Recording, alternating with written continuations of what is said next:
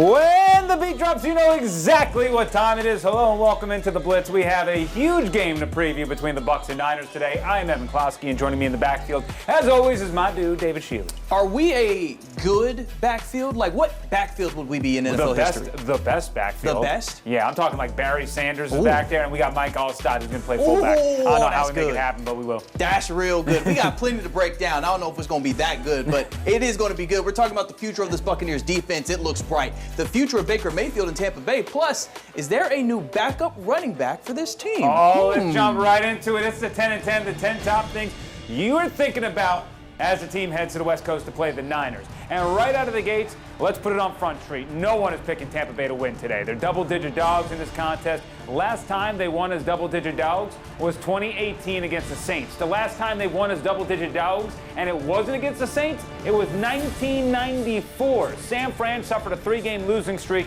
but they're healthy and they just beat the Jags by 31, so they might have their swagger back. But here's the thing. This game means a whole lot more for Tampa Bay than San Francisco, at least in terms of making the playoffs. See, the Niners, they have Seattle on Thursday. They also got a revenge game against the Eagles coming up. Maybe they're looking ahead. If so, the Bucs could improve their playoff chances per Pro Football Focus to at least 60+%. If they lose David, that goes around 30%. I love how the Eagles, don't move at all no matter what. But this matchup will center around the two running backs for both teams, Christian McCaffrey and Rachaad White. Only CMC has more receiving yards than White. Only CMC and Alvin Kamara have more receptions than White. Here's where the differences lie. McCaffrey ranks first in rushing, second in touchdowns. White, he's got some work to do in that department. At number 9, the Bucs have some work to do on Brock Purdy because they might have taken him for granted last year when he made his first career start.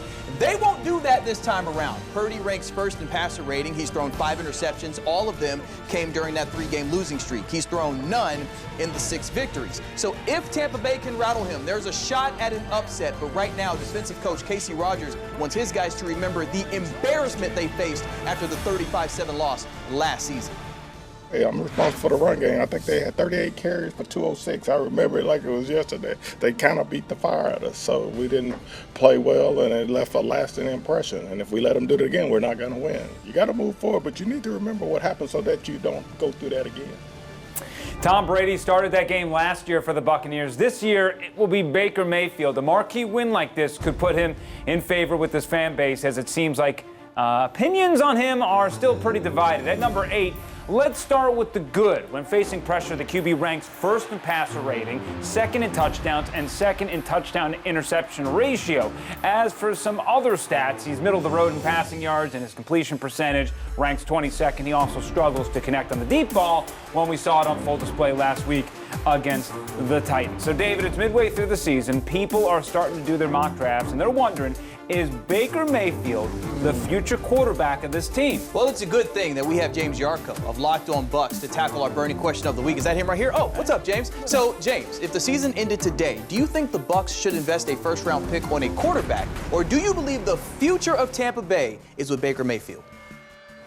Well, that's the million-dollar question, right? Or in Baker Mayfield's case, the multi-million-dollar question, because he has certainly earned a much larger contract than he's playing on with the Buccaneers this season. This is a guy who has more yards and more touchdown passes, fewer interceptions, and a better quarterback rating than Trevor Lawrence, who I think we all would agree is one of the better quarterbacks, better young quarterbacks in the NFL right now. So Baker Mayfield is having a really solid season for the Bucs, but you take a look at kind of the situation that he's in now, entering a free agent class that was supposed to be headlined by Kirk Cousins at the quarterback position, and now Cousins is dealing with an injury that's probably going to keep him out beyond training camp of next year. You also have Ryan Tannehill, and I think most people would rather have Mayfield than Tannehill, given how the two have played recently. So Baker Mayfield is going to be in demand.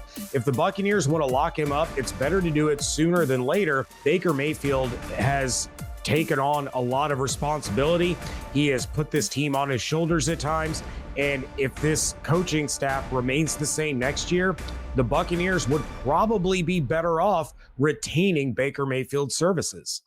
Oh, thank you, James. At number 7, Mike Evans is logging a Pro Bowl type of season for the Buccaneers. Even with the case of the dropsies, guy is already near 1,000-yard mark, needing just 263 yards more to continue his streak. His 6-touchdown grab already matched what he did last season. With 2 more of those, he'll rank 15th all-time in NFL history by himself.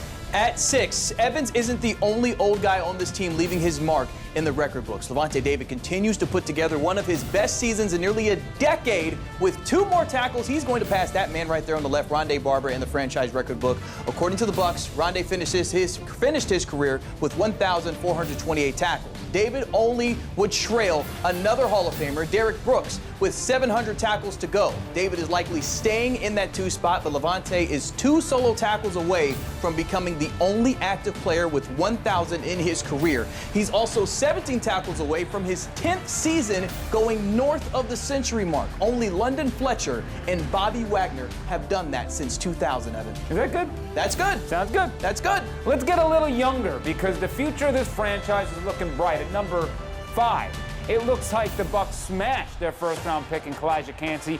Even though he basically missed the first month of the season, for rookies, he ranked 2nd in tackles for loss, 3rd in quarterback hits, and 5th in pressures. Kancey is also the first rookie with multiple tackles for loss in consecutive games since Micah Parsons and Jalen Phillips. At number 4, I want to talk about another rookie, though, Marquise Watts. He only played 11 snaps, first of his career, but Topo said he's earning more playing time, and let's explain why. And I want to showcase this play on a 3rd down against the Titans.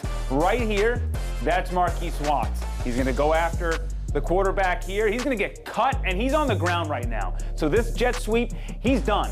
This play's happening. All the blocks are coming. See you later. You're out of the play, right? Watch my man book it.